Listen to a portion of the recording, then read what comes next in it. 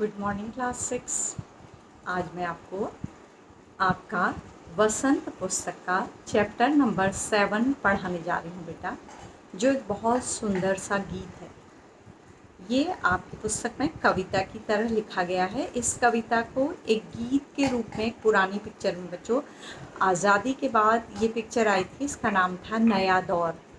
इसमें एक्टर और एक्ट्रेस थे दिलीप कुमार और वैजयंती माला। ये गीत मैं आपके लिए भेजूंगी, इसका वीडियो, उसको देखिएगा, एंजॉय करिएगा। पिक्चर का गाना भी है और आपकी कविता भी है। तो ये गीत मोहम्मद रफ़ी द्वारा गाया गया था और आशा भोसले के साथ, दो लोगों की आवाज़ में है ये गीत। आज़ादी के बाद लिखा गया था बच्चों, जब देश का नवनिर्माण हो रहा था।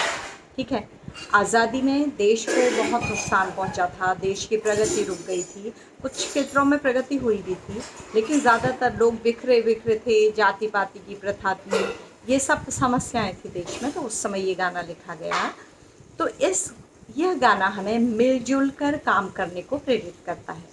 ये गीत बताता है कि अगर हम मिलकर काम करें तो कोई भी बाधा हमारे रास्ते में नहीं रहती है और सारी समस्याएं दूर हो जाती हैं।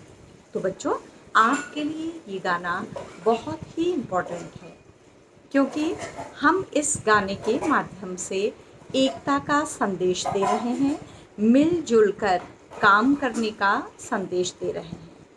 ये जीवन सुख दुख इसमें आते जाते रहते हैं बच्चों।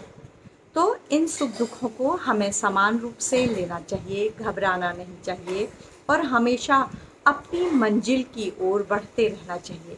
हमें कभी रुकना नहीं है, हमें हमेशा बढ़ते रहना है। तो बच्चों, आपके लिए गाना इसलिए इम्पोर्टेंट है कि आप जिस एज में हैं उसमें हम निरंतर अपनी मंजिल की ओर बढ़ रहे हैं। हमारे रास्ते में फेलियर भी आता है, मतलब हम असफल भी हो जाते हैं, कभी कभी बहुत परेशान भी हो जाते हैं, लेकिन हमें परेशान नहीं होना है। एक दूसरे से मिलजुल कर आगे बढ़ना है और इसी तरह से हम रास्ते में आने वाली मुश्किलों को आसानी से क्या कर सकते हैं, पार कर सकते हैं। तो बच्चों, मैं इस गाने का वीडियो भी भेज रही हूँ, पहले उसको देखिएगा, फिर कविता के बारे में पढ़िएगा। मैं आज इसका सार पढ़ा रही हूँ आपको, किस कविता में है क्या, और फिर हम इसको अपनी लाइव कक्षा में भी पढ़ेंगे बच्चों। ठीक है, साथ ही हाथ बढ़ाना, साथ ही मतलब फ्रेंड, दोस्त।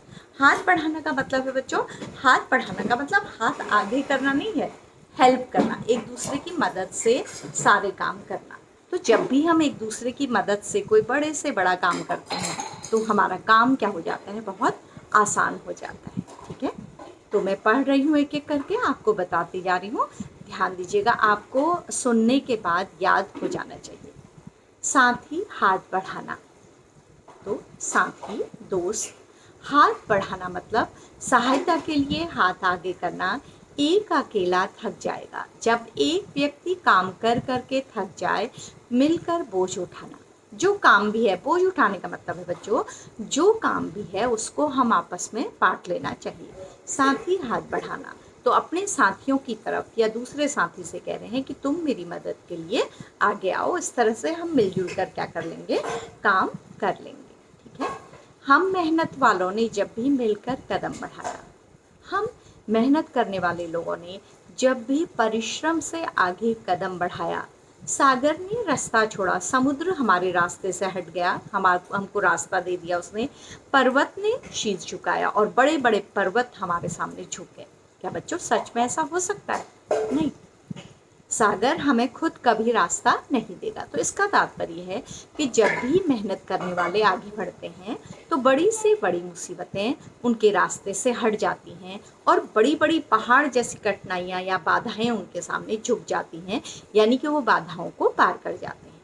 फौलादी हैं सीने अपने, हमारा दिल बहुत मजबूत है, छोटी मोटी चीज़ों से हम नहीं घबराते। फौलादी हैं बाहें, और हमारी बाहें क्या हैं, मजबूत हैं। फौलादी सीने और फौलादी बाहों से तात्पर्य है मजबूत दिल और मजबूत हाथ, जिनसे हमें काम करना होता है।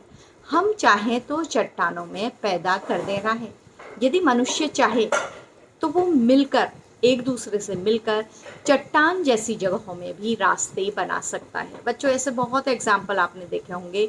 अभी आपने जम्मू कश्मीर में देखा होगा कितना बड़ा टनल बन गया है चट्टान को काट कर। और इसके अलावा एक दशरथ माझी की कहानी पढ़िएगा बच्चों, जिसने अकेले मुसीबतों का एक बहुत बड़ा पहाड़ था उसके गांव में, जिसे उसने अकेले उसमें से रास्ता बना दिया शहर के लिए। मतलब कहने का तात्पर्य है कि यदि मनुष्य चाहे तो वो परिश्रम से अपने रास्ते की मुसीबतें दूर करके अपनी मंजिल तक जा सकता है। साथ ही हाथ बढ़ाना, तो साथ ही हाथ आगे करना यानी कि दूसरे की मदद के लिए आगे बढ़ना। मेहनत अपने लेख की रेखा, मेहनत ही हमारा भाग्य है। तो अगर हमारे भाग्य में मेहनत करना लिखा है तो मेहनत से क्या डरना, तो हमें मेहनत से डरना नहीं है। कल गैरों की खातिर की, आज अपनी खातिर करना। कल हम अंग्रेज़ों के इशारों पर सारा काम कर रहे थे, विदेशों के इशारे पर काम कर रहे थे, अपने लिए कुछ नहीं कर रहे थे। लेकिन आज हमारा देश आज़ाद है तो हमें अपने लिए भी कुछ करना है, अपनी प्रगति के लिए भी कुछ करना है। अपना दुख भी एक है साथी, हमें दुख में भी एक दूसरे का साथ देना है, अपना सुख भी और खुशियों में भी सबका साथ देना है। अक्सर होता है क्या है बच्चों, दुख में लोग हमारा साथ छोड़ देते हैं और खुशियों में हमारे साथ आ जाते हैं। तो क्या संदेश दिया जा रहा है कि दुख और सुख में हमें अपने मित्रों का, अपने लोगों का साथ देना है। अपनी मंजिल, सच की मंजिल, अपना रास्ता नहीं। और हमारी रास्ते, हमारा जो मंजिल है वो सच्चाई की मंजिल है, उसमें झूठ, फरेब, धोखा नहीं है। अपना रास्ता नेक, और इस तक जाने का रास्ता नेक है यानी कि अच्छा है, क्योंकि हम बुरे रास्तों पर जाकर किसी मंजिल को प्राप्त नहीं कर सकते हैं।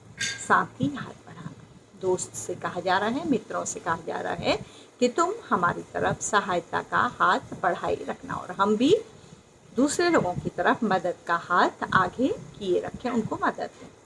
आगे बताया गया है बच्चों किस तरह से छोटे छोटे प्रयत्न मिलकर एक बड़े काम को पूरा कर देते हैं। तो उसका एग्जाम्पल दिया गया है, एक से एक मिले तो कतरा बन जाता है दरिया। कतरा मीन्स बूंद, छोटी छोटी बूंदों के मिलने से बड़ा सा पानी का सैलाब बन जाता है, दरिया बन जाता है, तालाब बन जाता है, नदियाँ बन जाती हैं। एक से एक मिले तो ज़र्रा, ज़र्रा मतलब कण, छोटा सा कण बन जाता है सेहरा, बड़ी से बड़ी वस्तु को बना सकता है।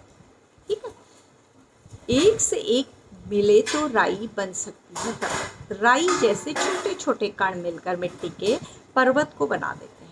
एक से एक मिले तो इंसान बस में कर ले किस्मत। इसी तरह से प्राकृतिक वस्तुओं की तरह अगर हम सारे इंसान आपस में मिल जाएं, हम एक दूसरे की मदद करें, हेल्प करें, तो हम अपनी किस्मत को भी अपने वश में कर सकते हैं, यानी कि हम जो चाहें वो हमें मिल सकता है। इसके लिए हमें घबराना नहीं है, आगे बढ़ना है, दूसरों से मदद लेनी है और निरंतर विकास के रास्ते में आगे बढ़ना है। तो बच्चों ये जो हमारी कविता है वो किसके द्वारा लिखी गई है, मैंने आपको बताया था साहिर लुधियानवी के द्वारा। ठीक है, साहिर लुधियानवी के द्वारा लिखी गई है और इसे नया दौर फिल्म में फिल्माया भी गया है। बहुत सुरीला गाना है, आपने सुन लिया होगा। तो इसमें बताया क्या गया है, आपको समझ में आ रहा है कि हमें हमेशा एक दूसरे का साथ देना चाहिए, क्योंकि अकेले काम करना उतना आसान नहीं होता है। क्योंकि ये गीत कब लिखा गया है बच्चों, जब भारत का नव निर्माण हो रहा था। तो हर व्यक्ति अगर अलग अलग दिशा में काम करता तो इतना काम नहीं हो पाता, लेकिन जब वो मिलकर काम करते हैं तो बड़ी बड़ी बाधाएं, बड़ी बड़ी मुसीबतें हमारे रास्ते से हट जाती हैं और हम आगे बढ़ते चले जाते हैं। आप बताइए कि आप क्यों क्यों पढ़ाया गया है, आपको कौन सा समुद्र पार करना है या पर्वत पार करना है, क्यों पढ़ाया गया है? कोई आंसर दे सकता है? मैं बता देती हूँ बच्चों, क्योंकि आपकी जो लाइफ है, आपका जीवन है, वो स्टार्ट हो रहा है, वो शुरू हो रहा है। तो बच्चों उसमें बहुत सी मुसीबतें आएंगी, बहुत सी बाधाएं आएंगी, हर्डल्स आएंगे, आपके रास्ते में रुकावटें आएंगी। तो आपको निरंतर परिश्रम से उनको पार करना है, निराश नहीं होना है। अगर आप निराश हो जाएंगे तो आप थक हार कर बैठ जाएंगे। या यदि आप भाग्य के भरोसे बैठे रहेंगे कि हमारी किस्मत से हमेशा मिल जाएगा, तो कुछ नहीं मिलने वाला, तो आप निराश हों। इसलिए हमें भाग्य के भरोसे नहीं बैठना है। अपने साथियों की मदद से, अपने बड़ों की मदद से, अपने अध्यापकों की मदद से निरंतर हमें अपनी प्रगति की रास्तों में आगे बढ़ना है। तो इस तरह से हम अपनी किस्मत को भी बदल सकते हैं, अपने हाथ की रेखाओं को भी बदल सकते हैं। तो हमें याद क्या करना है, हमें परिश्रम करना है, हमें मिलजुल कर रहना है। तो ये कविता कितने अच्छे संदेश देती है। आपको ये कविता समझ में आ गई होगी। हम कक्षा में भी इस कविता को पढ़ेंगे, और यदि आपकी क्लास में कोई गाने वाले बच्चे हों तो हम गाकर भी इसको कक्षा में सुनेंगे। तो इस तरह से बच्चों, ये पाठ हमारा यहीं पर समाप्त होता है। उम्मीद है ये पाठ आपको अच्छी तरह से समझ में आ गया होगा। Thank you class, thank you बेटा।